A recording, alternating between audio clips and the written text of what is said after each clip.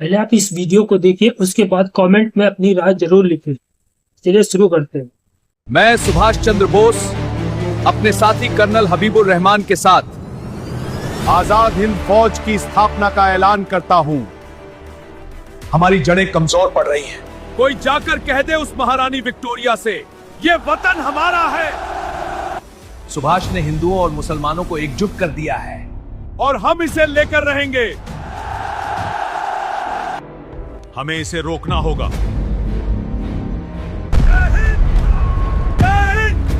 लगता है आबिद के नारे का जादू तुम पर भी चल गया है। आजाद हिंद फौज का मतलब समझते हो?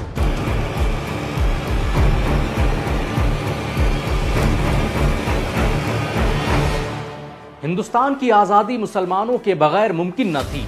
आज़ादी का कोई भी आंदोलन और क्रांति की कोई भी कहानी मुसलमानों के बगैर लिखी नहीं जा सकती। आज़ाद हिंद फौज की बात हो या आज़ाद हिंद संगठन की बात, इंकलाब जिंदाबाद की बात हो या फिर जय हिंद का नारा देने की बात, सबके पीछे जो एक चेहरा और एक नाम है, उसे मुसलमान कहते हैं। आमतौर पर माना जाता है कि आज़ाद हिंद फौज की स्थापना नेता सुभाष चंद्र बोस ने की थी, लेकिन बहुत कम लोग जानते हैं कि इस संगठन की स्थापना में मुसलमानों का बड़ा किरदार रहा। सुभाष चंद्र बोस ने अपने मुस्लिम साथियों के साथ मिलकर इस संगठन की स्थापना की थी। मुसलमानों ने ही आज़ाद हिंद फौज की सोच को एक देशव्यापी आंदोलन में बदलने का काम किया। सुभाष चंद्र बोस के साथी रहे आबिद हसन सप्पानी ने ही भारत को जय हिंद जैसा वो कालजयी नारा दिया, जिसकी धमक आज तक सुनी जा सकती है। आज भी जब आजादी की बात होती है तो कहा जाता है कि अगर आजाद हिंद फौज ने क्रांति का बिगुल न फूका होता तो भारत को आजाद होने में और समय लगता। ये भारत का पहला सैन्य संगठन था जिसमें हिंदू, मुस्लिम, सिख, ईसाई एक साथ मिलकर अंग्रेजी साम्राज्य का मुकाबला कर रहे थे। सुभाष चंद्र बोस के निजी सचिव से लेकर उनके ट्रांसलेटर, उनके सेनाध्यक्ष और सेना के संस्थापक सभी मुसलमान थे।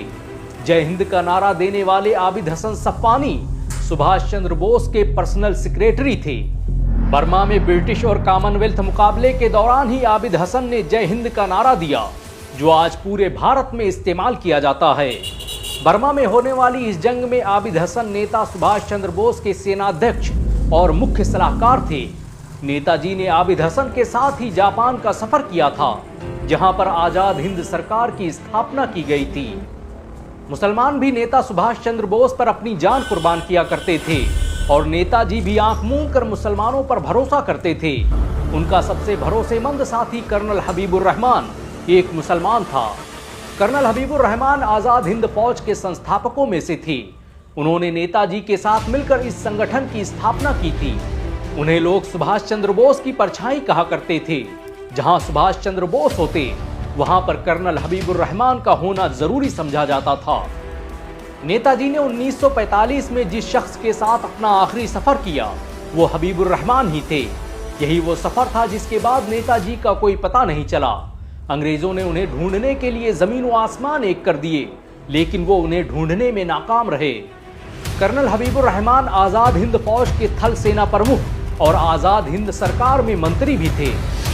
आजाद हिंद फौज में शायद ही कोई ऐसा पद था जहां पर मुसलमानों ने अपनी सेवाएं न दी हों।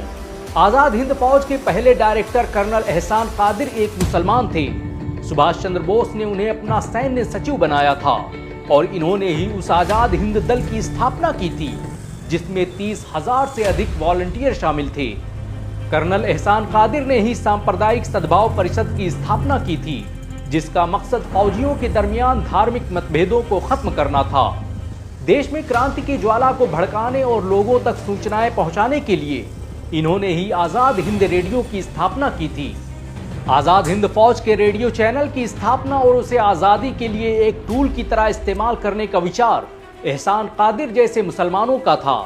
आजाद हिंद फौज के कर्नल और चीफ ट्रेनर इनायतुल्लाह हसन ने नेताजी और भारत की आजादी को लेकर ऐसे रेडियो प्रोग्राम, ड्रामे और गीत लिखे जिन्हें सुनकर जनता सड़कों पर आ गई। आजाद हिंद फौज में महिलाओं, बच्चों और नागरिकों को सिविल डिफेंस और आत्मरक्षा की ट्रेनिंग देने की शुरुआत इनायतुल्लाह हसन ने ही की थी।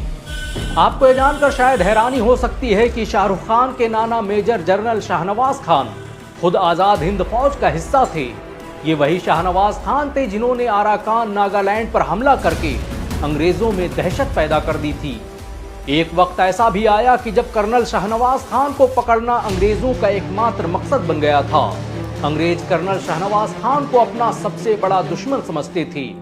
1945 में बर्मा युद्ध के दौरान जब कर्नल शाहनवाज खान को गिरफ्तार कर लिया गया तो अंग्रेजी हुकूमत ने उन पर देशद्रोह का मुकदमा चलाया। अंग्रेजी सरकार की पूरी कोशिश थी कि शाहनवाज खान और उनके साथियों को फांसी दे दी जाए, लेकिन उन्हें मौत के घाट उतारना कोई आसान काम नहीं था। ये देश के प्रतिष्ठित आजाद हिंद फौज के सबसे बड़े चेहरे थे। कर्नल शाहनवाज खान के समर्थन में जनता सड़कों पर आ गई और भारी जनदबाव और समर्थन के चलते ब्रिटिश आर्मी को उन्हें रिहा करना पड़ा। शाहनवाज खान ने अपनी पूरी जिंदगी भारत की अस्मिता और उसकी आज़ादी के लिए कुर्बान कर दी।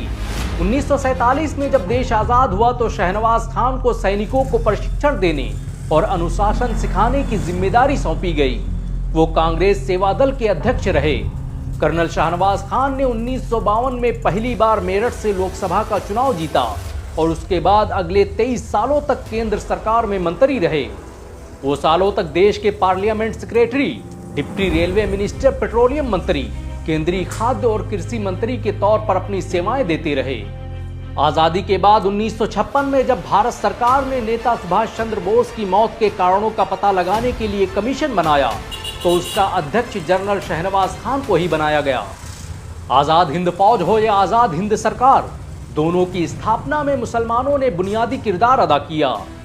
आजाद हिंद फौज और आजाद हिंद सरकार के बीच तालमेल रखने और दोनों में समन्वय बनाने का काम एक मुसलमान कर्नल महमूद अहमद खान का था। ये नेताजी सुभाष चंद्र बोस के मिलिट्री सेक्रेटरी भी थे। आजाद हिंद फौज को लेकर मुसलमानों ने क्या कुछ नहीं किया। उन्होंने अपनी पूरी धन दौलत और संपदा इसके नाम पर कुर्बान कर दी।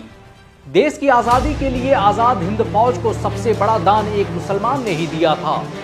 नेताजी के कहने पर भारत के सबसे बड़े व्यापारी अब्दुल हबीब यूसुफ मरफानी ने 1 करोड़ की धनराशि आजाद हिंद फौज को दान कर दी थी। ये अब तक आजाद हिंद फौज को दिया गया सबसे बड़ा दान है। यही वजह है कि सुभाष चंद्र बोस ने यूसुफ मरफानी को आजाद हिंद सरकार के सबसे बड़े अवार्ड तमग़े सेवक हिंद अवार्ड से सम्मानित किया था। भारत की आजादी के बाद संयुक्त राष्ट्र संघ ने आजाद हिंद फौज के जिन 2 लोगों को अपने दुश्मनों की लिस्ट में डाला, वो दोनों करीम गनी और डीएम खान मुसलमान थे। भारत के पहले राष्ट्रीय झंडे को फहराने का काम एक मुस्लिम कमांडर कर्नल शौकत अली मलिक ने किया था। उन्होंने 14 अप्रैल 1944 में मणिपुर के इरंग में स्वतंत्र भारत का पहला राष्ट्रीय ध्वज फहराया, जिस पर टीपू सुल्तान के बाघ का निशान था। उनके इस हिम्मत और हौसले को देखते हुए ही नेताजी ने उन्हें तमग़े सरदार जंग के अवार्ड से सम्मानित किया था। शौकत मलिक और यूसुफ मरफानी नेताजी द्वारा अवार्ड पाने वाले पहले मुसलमान नहीं थे, बल्कि मुसलमानों की एक बड़ी जमात ऐसी थी जिन्हें खुद नेताजी ने अपने हाथों से सम्मानित किया था। मुसलमानों ने इस देश की एकता, अखंडता और अस्मिता के लिए अपना सब कुछ कुर्बान कर दिया। ये इतिहास और ये दस्तावेज उन लोगों के मुंह पर तमाचा है जो कहते हैं कि मुसलमानों ने भारत के लिए किया क्या है। अफसोस की बात है कि मुसलमानों ने खुद अपना इतिहास भुला दिया। हमें याद रखना चाहिए कि जो कौम अपनी तारीख भूल जाती है उसे सफ़े हस्ती से मिटा दिया जाता है। इस वीडियो को अपने जानने वालों और दोस्तों में शेयर जरूर करें ताकि मुसलमानों के इतिहास को फिर से जिंदा किया जा सके। अगर एक मुसलमान होने के नाते आपको गर्व महसूस हुआ हो तो इस वीडियो को लाइक और शेयर करें। ऐसी और वीडियो को देखने के लिए हमारे चैनल को सब्सक्राइब करें।